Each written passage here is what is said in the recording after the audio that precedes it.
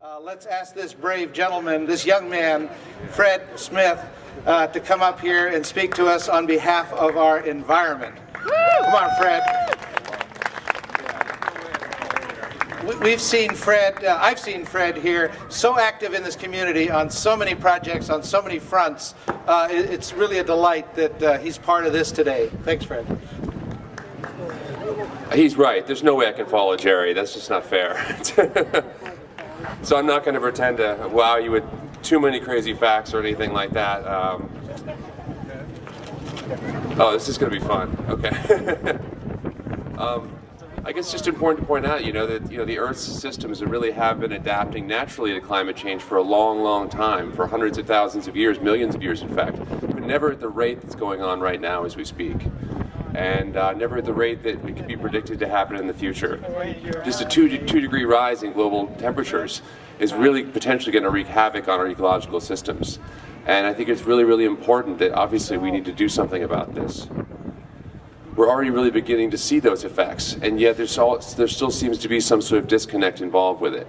At the same time that we're all concerned, very concerned about massive glacial runoff up in the Arctic, our governments are running around fighting over who gets to have the oil reserves underneath that. At the same time they were talking about trying to increase our amount of efficient energy, or energy efficiency, increase our renewable energy sources. We're talking about new ways to produce coal. That really, clean coal is not really proven technology, but it's a great marketing ploy. And so we still have this disconnect, not only in the way we think ourselves, but also in the way that we might think versus the way our government's actually responding. In many ways, the rise in global carbon dioxide increases is in some ways like a global sort of indicator of really the ecological health of our planet in general. And it really is sort of an indicator overall of where we are today in terms of the way we treat the natural world around us. The fact is that extinction rates today of species worldwide are greater, as far as scientists can tell, are greater than at any time since the extinction of the dinosaurs 65 million years ago. And there's no asteroid impact or other type of thing like that they can theorize to really lay the blame. It really comes down to our activities. The fact is that they estimate that by 2020, at the rate we're going right now, 1/5 of known species, or 1/5 of estimated species 200 years ago will be functionally extinct. And we have to remember that, well, I'll go back to my notes. I guess we just have to remember that, it's not just about output of CO2 into the atmosphere. We also have to think about the fact of the Earth's ability to actually function on its own. The fact is, as Jerry Mander pointed out, the Amazon is the greatest CO2 sink that we have at our disposal. And the fact is that the Earth in general was able to actually process a lot more CO2 in the past than it is today. And we really depend on the Earth for a lot of things, not just to build our homes on and to see great views and all sorts of other things like that, but we also depend on the Earth to create clean water, to actually cycle CO2, to create clean air, to provide so many vital functions, to produce soil, so many important things. And so I guess it's really, really important to point out that on the one hand, we do need to focus on reducing our overall parts per billion in terms of our CO2 output. But it's also really, really important to see what we can do locally on the ground to actually live in a more harmonious way with the natural world that we live in.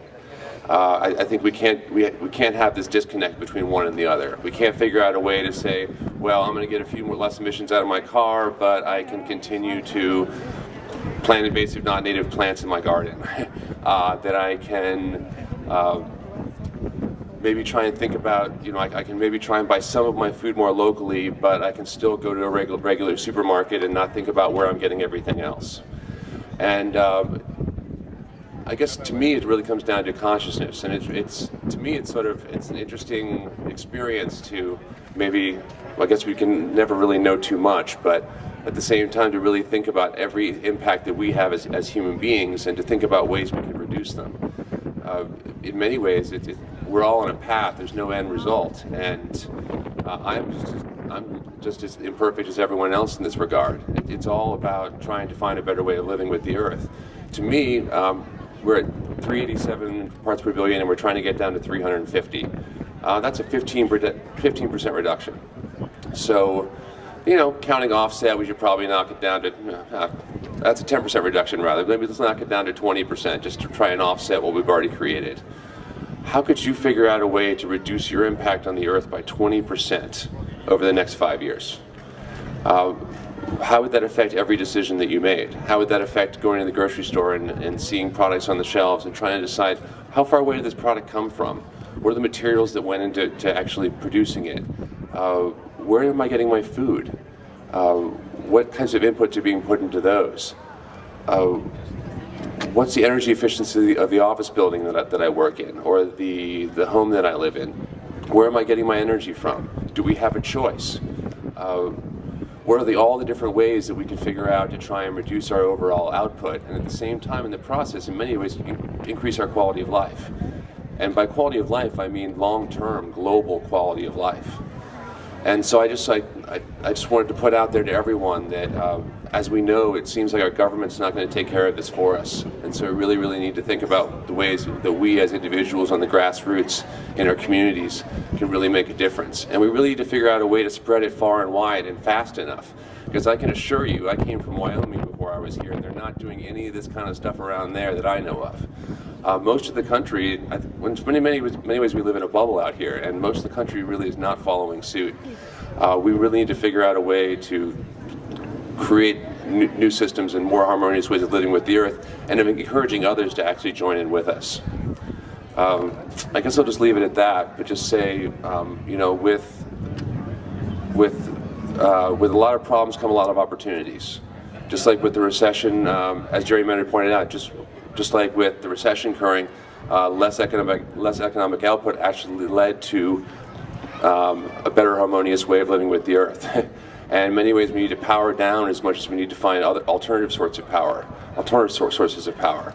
And I just encourage all of you to really bring it into your own consciousness and to think as an individual, myself included, about ways that we can reduce our impact, and encourage talking to others about ways you've done it, and to share that information. Anyway, thank you so much, and I'm so glad everyone's here. It's so great to have all of you here. I'm really, really, we're fortunate.